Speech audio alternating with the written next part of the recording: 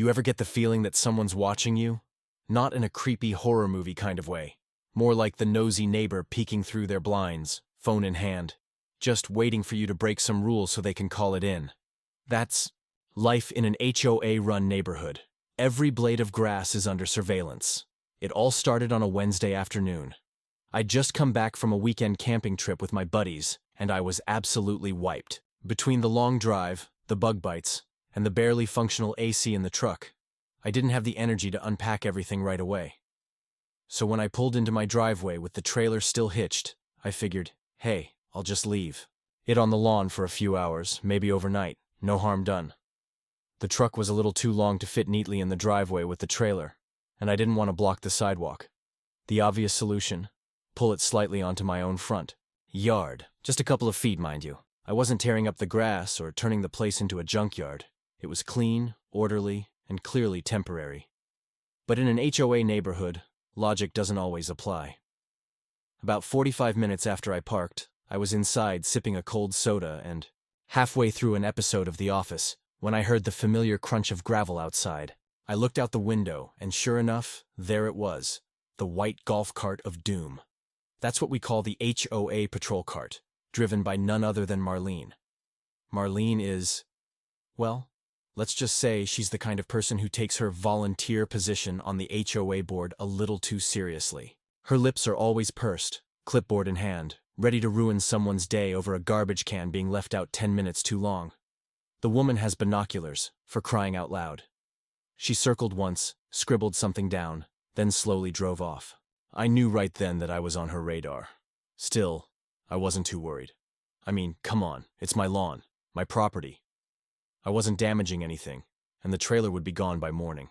Surely they'd let that slide, right? Wrong. The next day, as I was heading out to work, I found it taped to my door like a scarlet letter. Violation notice, Category B infraction. It read, no vehicles, licensed or unlicensed, may be parked, stored, or left on grass or landscaped areas at any time. This is your first notice. Future violations may result in fines up to $150 per day. I stared at the notice, my coffee slowly growing cold in my hand. $150 a day? For parking on my own grass? That's when I knew this wasn't going to be just a one-time scolding. This was the beginning of another one of the HOA's classic power plays, and I wasn't about to sit quietly and let it slide. What made it worse was that I saw the same thing happening to other neighbors. Just a week prior, someone parked a moving van on the grass while unloading furniture, and bam, violation. Another guy had his daughter's beat-up old sedan slightly over the edge of the driveway. Bam, violation. And if you dared question the rule, you'd get hit with a copy of the HOA handbook, 43 pages long, filled with vague wording and loopholes. They could interpret however they wanted. That evening, I took a walk around the block just to clear my head. But instead of relaxing, all I saw were the same patterns. People being penalized for stupid things. Flags, flower pots, even wind chimes. The HOA wasn't about protecting the neighborhood. It was about control. I knew this wasn't just about a trailer on the lawn. This was about the principle of it. The HOA had forgotten they were supposed to work for the residents, not lord over us like mini-tyrants. And now, they'd chosen me as their next target. I went back inside, sat down at my desk, and pulled out the handbook they'd mailed to every homeowner like a Bible. I flipped to the section about parking violations. The language was, as expected, just vague enough to give them full authority over practically anything with wheels. But the more I read, the more something started to stand out. They kept using the word vehicle, over and over again. No vehicles may be parked on non-paved surfaces. All vehicles must be registered. The term vehicle shall include cars, trucks, vans, trailers. It was like a light bulb went off in my head.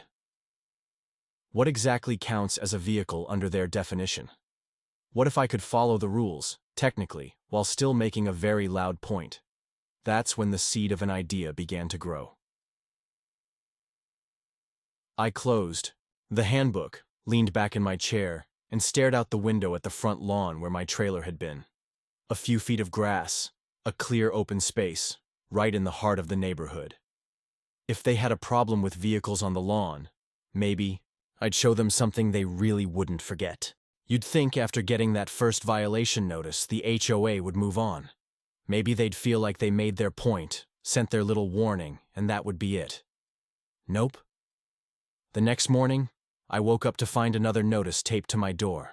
This one was bolder, printed in all caps, as if they were screaming at me through paper. Second notice.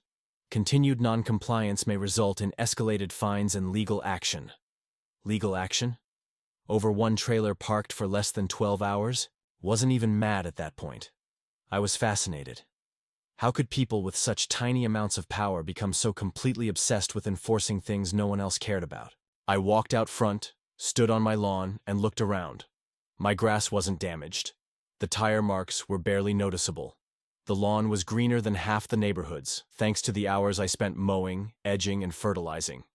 Yet here, I was treated like a criminal for a harmless parking decision. Later that afternoon, I figured I'd be proactive and call the HOA office. Maybe, just maybe, I could reason with them. Explain the situation, clarify it was only overnight, and see if they could just drop it. I dialed the number. The line rang 3 times before a voice answered. Monotone, clipped, and, "All business, Homeowners Association office. This is Carla." "Hi, Carla," I said, trying to sound calm. "I'm calling about a violation notice I received. It's regarding a vehicle that was briefly parked on my lawn." "Address?" she interrupted. I gave her my address, and I heard her typing on a keyboard with the fury of someone trying to win a race. Then a pause. "Yes, I see the incident. That's a Category B infraction. Per HOA code, no vehicles may be parked on unpaved surfaces. The fine structure escalates with repeated violations." "I get that," I replied. "But it was only parked there overnight. It's gone now. The lawn isn't damaged. I just didn't want to block the sidewalk." Another pause. Regardless of intent, the infraction was observed and recorded by a board member. It stands. So there's no room for discretion? You can't just, use common sense? If you'd like to appeal the violation, you can attend the monthly board meeting and request to be added to the agenda. The next available meeting is in 6 weeks. 6 weeks. At that point, I realized I was speaking to a wall. Not a person. Not a neighbor. Just a walking rulebook with a name tag. I thanked her, hung up, and stared at my phone like it had betrayed me. It wasn't just the trailer anymore. It was the principle. The total unwillingness to listen, to consider reason, to even entertain the idea that not every situation fits into their little black and white rulebook. It was all about control and punishment. The very next day, they took it a step further. Came home from work to find a large yellow envelope in my mailbox. Inside was a formal letter from the HOA board, outlining a proposed review of persistent non-compliance, and warning that further disregard for the regulations may result in property lien procedures. Let that sink in. A lien. For a vehicle. Parked on grass. It was official. They weren't just enforcing rules anymore. They were trying to make an example out of me. But here's where it gets interesting. Most people in the neighborhood were terrified of the HOA. They kept their heads down, paid their dues, followed the rules even when they didn't make sense, just to avoid conflict. I used to be one of them. But this time, I wasn't going to roll over. After getting that second notice, I walked around the neighborhood with fresh eyes. I took photos, dozens of them. Driveways with old oil stains, side yards with overgrown weeds, cars parked slightly on curbs, decorative fountains. That hadn't been approved. If the HOA was going to wage war on me, I was going to build a case against their so-called selective enforcement.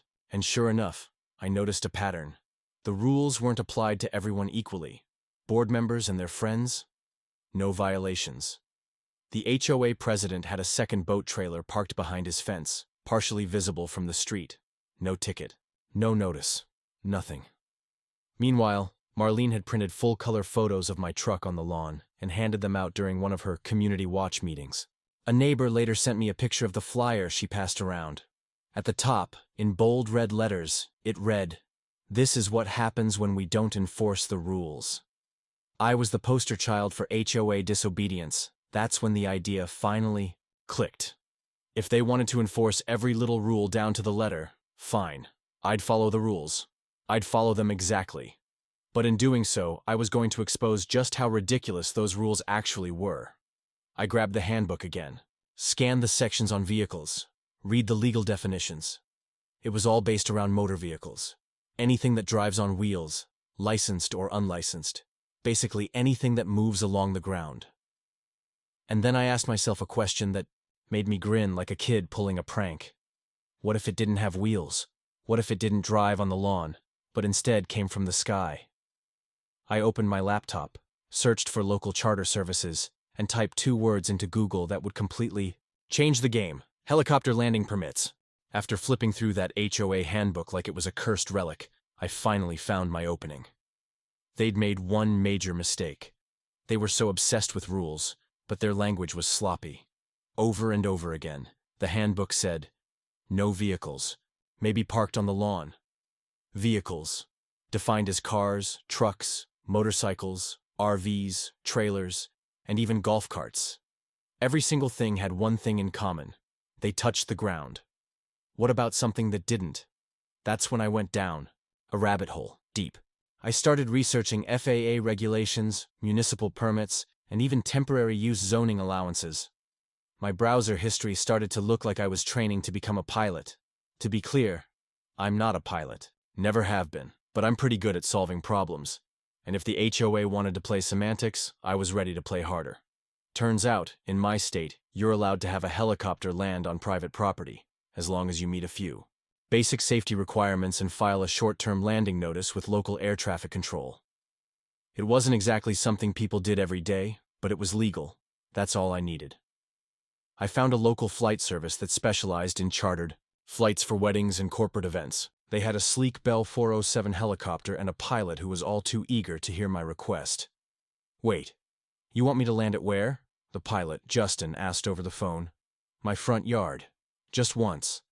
I'll send you a photo. It's open, flat, clear of power lines, no trees nearby, totally safe. You, having a party or something? I paused for a beat. Something like that. He laughed and said, all right, as long as the paperwork's clean, I'm in. I spent the next 3 days coordinating everything. I filled out the municipal notification forms. I submitted the proper safety map to the FAA's local flight office. I even called the local fire department just to double-check I wasn't missing anything. I wasn't about to give the HOA any ammunition. All my paperwork got approved. I had a scheduled time slot. Saturday at 3 p.m. I told no one, not even my closest neighbors. The fewer people who knew, the better the surprise.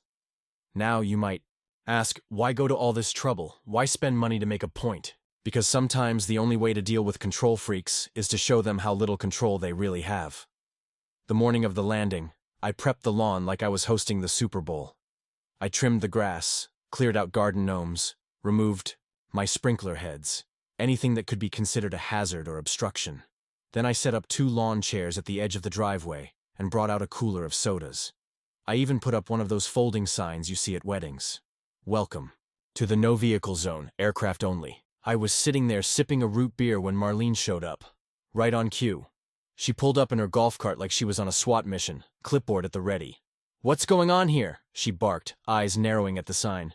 Just enjoying the afternoon, I replied calmly. Want a soda? She didn't even blink. Is that a sign on your lawn? Yep.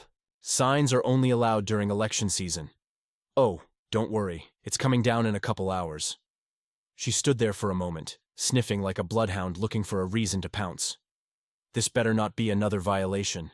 Just smiled. It's not a vehicle. She blinked, confused. What's not a vehicle? You'll see. At exactly 2:57 p.m. I heard it. The distant thrum of rotor blades slicing through the sky. My heart was pounding. I stood up, shading my eyes. Within seconds, the helicopter came into view, shining silver, smooth as glass, and slowly descending like a scene out of an action movie. Marlene's jaw dropped. Neighbors came pouring out of their houses. Phones were out. Kids were screaming. Dogs were barking. People thought someone famous had shown up or that it was part of some huge event. Nope. Just me. Making a point. The pilot brought the chopper down with surgical precision. The wind from the rotors kicked up leaves and knocked over Marlene's clipboard. I swear I saw her muttering curses under her breath while trying to hold her skirt down. The moment the skids touched my lawn, I knew I had won. It wasn't parked, it wasn't stored, it landed, and then idled for a full minute, before lifting off again. The entire thing took maybe 4 minutes from start to finish. When it was over, I waved at Justin as he soared off into the distance. My lawn was spotless. No damage, no marks. Just a little flattened grass from the rotor wind, which, for the record, is not covered anywhere in the HOA handbook. The crowd clapped. A few neighbors high-fived me. One guy said, "Dude, you're a legend." Marlene? She stormed off without a word. I walked inside and watched the video playback from my Ring doorbell camera. I must have replayed it 20 times. And the best part? Nowhere in the rules does it say aircraft are prohibited. I knew the board would scramble to respond. I even half expected a letter that night. But nothing came. Not yet. They were in damage control mode, and I had just made the HOA look ridiculous in front of half the neighborhood. Sunday morning rolled around and I woke up feeling like I had just pulled off the greatest neighborhood prank in history. Except this wasn't just for laughs. It was deliberate, tactical. A perfectly legal way of flipping the bird to the HOA without breaking a single rule. I poured myself a coffee and stepped onto the porch. The air was thick with tension, the kind you can only feel in a neighborhood full of gossip and homeowners armed with lawn chairs and binoculars. A few of my neighbors waved. One guy across the street gave me a mock salute. I smiled and nodded. Back, everyone knew. The helicopter landing was the talk of the entire community. I'd officially become that guy. The one who stood up to the HOA and did it in spectacular fashion. Around 10 a.m., I heard the familiar hum of a golf cart. Sure enough, here came Marlene again. Clipboard in hand, frown locked into place like it was carved there. She didn't stop at my place this time. Just did a slow drive-by, glaring at my lawn like it had personally offended her. I waved cheerfully. She didn't wave back. I knew something was coming. I just didn't know how fast. By noon, I had an email in my inbox from the HOA board titled, "Aircraft Landing. Board Review Required." Of course, I opened it. "Dear homeowner, it has come to our attention that a helicopter landed on your property on Saturday afternoon. While this act may not fall under traditional vehicle guidelines outlined in the HOA bylaws, the board has convened an emergency session to review the implications of this event. The board believes such actions pose safety concerns and may constitute a nuisance under Section 14, subsection C of the HOA agreement, which states, 'No activity shall be permitted which is deemed to interfere with the peaceful enjoyment of neighboring lots. You are hereby requested to appear at an urgent board hearing this Wednesday evening.' Respectfully, HOA Board of Directors." I read it twice. So now it was a nuisance. The classic HOA fallback. When they can't beat you on the rules, they try to get you on feelings. The term nuisance was their wild card, broad enough to mean anything they didn't like. Loud music, tall grass, pink flamingos, inflatable Santas, you name it. But here's the thing. They had nothing solid. I hadn't broken any laws. I hadn't violated any written HOA rule. And peaceful enjoyment? My neighbors loved the stunt. Half of them had sent me text messages or tagged me in posts calling it epic and next-level HOA trolling. Still, I wasn't about to walk into that board meeting unprepared, so I got to work.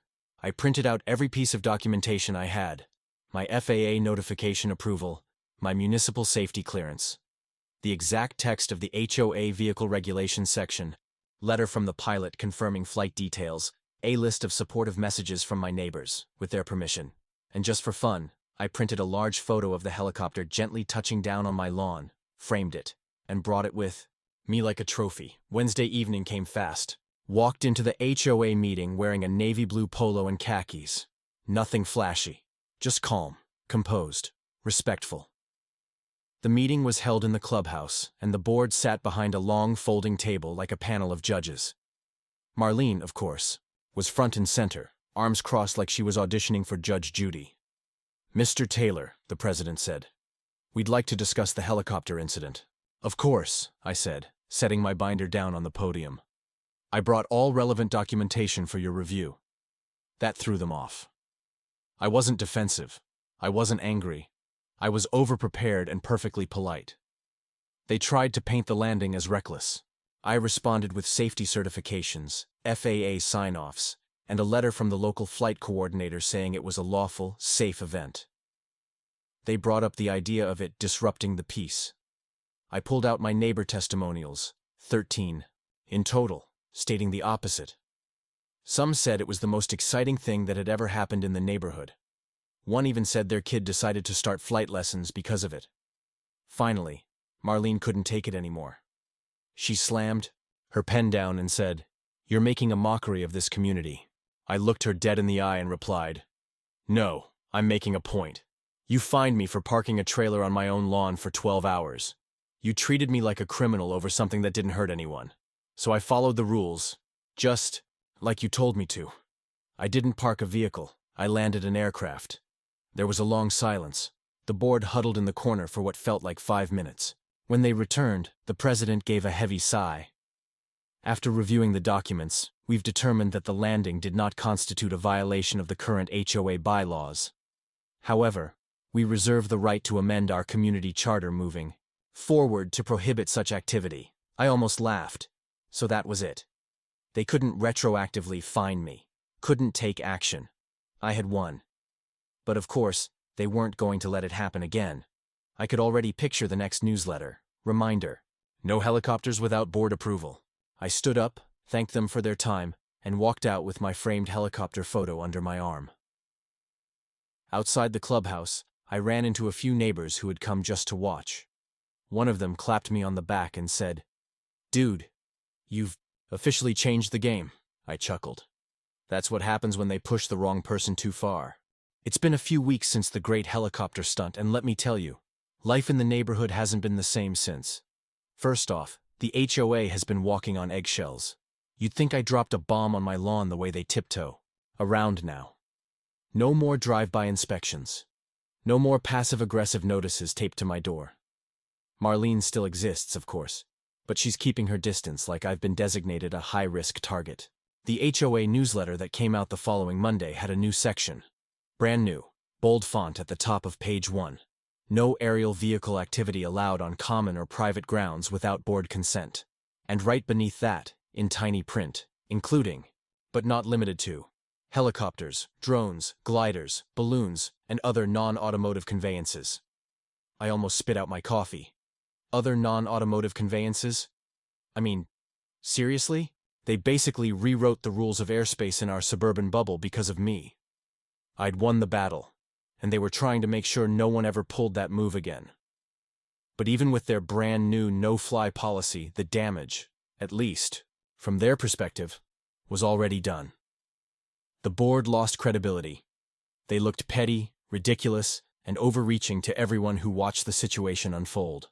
And I didn't just win on a technicality.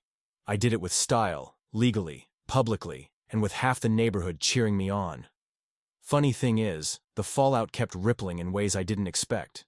It was like the entire community realized, all at once, wait, we don't have to just roll over for these people? People started getting bolder. One guy 2 streets over painted his fence a bright ocean blue, an apparent violation of the natural tones clause in the HOA handbook. When the board confronted him, he asked them to show him exactly where ocean blue wasn't a natural tone. They couldn't.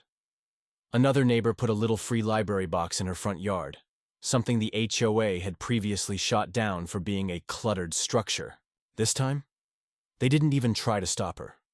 Guess they didn't want another headline. Someone even mowed their lawn into a checkerboard pattern just to see if the HOA would say something. They didn't. Basically, people stopped being afraid, and it wasn't because I told anyone to rebel. It was because that helicopter showed everyone just how flimsy the HOA's power really was when someone stood up and knew the rules better than they did. Now, I wish I could say the HOA took their L with dignity and moved on, but that's not quite how it played out. Marlene's been on her own little crusade ever since. First, she tried to catch me slipping. A week after the meeting, I got a notice about excessive lawn ornamentation. She claimed my bird bath and a solar-powered flamingo light were unsightly. You know what I did? I bought 3 more flamingo lights, and I made sure they lit up pink and blue every night. Neighbors loved it. Kids would come by to watch them glow. Next, she tried citing me for noise during a weekend barbecue. Said my playlist was too loud. Problem is, I had the volume under the city limit and was done by 9 p.m. Another failed attempt. Eventually, I stopped responding to her directly. Instead, I just started posting everything on our community forum, attaching photos, quoting bylaws, and letting other neighbors weigh in. Every time I stayed calm, showed proof, and smiled through it all, she lost a little more steam. One neighbor even commented, "Marlene, are you policing the sound of birds now?" I laughed so hard I nearly dropped my phone. You know what's wild? That helicopter moment became kind of legendary. Someone turned it into a meme and posted it on a local Facebook group. When the HOA says no cars on the lawn, so you take the scenic route. Underneath, a photo of the chopper frozen mid-air above my yard. That thing got shared hundreds of times. A reporter from a local paper even reached out to interview me for a piece on creative HOA resistance. I declined the interview, mostly because I didn't want to become the poster child of suburban rebellion. But between you and me, I kept the email, just in case I ever want to frame it. One of my buddies asked if I'd ever do it again. Bring in the helicopter for a follow-up stunt. Nah, that move was a one-time deal. It worked because it was unexpected, clever, and completely within the law. Doing it again would feel like trying to remake the same joke. But I will say this. I'm keeping my eyes open. If the HOA ever crosses another ridiculous line, I've got a few other aces up my sleeve. I know the game now, and I know exactly where the limits are. More importantly, so do they. For now, my lawn's just a lawn. No more aircraft landings, no flamingos taking flight. But it's mine, and every time I look at that patch of grass, I see more than turf. I see the spot where I proved that pettiness doesn't win when you come prepared. The board may still meet, still shuffle papers, and still send their little warnings, but the fear's gone. And that's the best part. I don't have to fight anymore, because they know I can.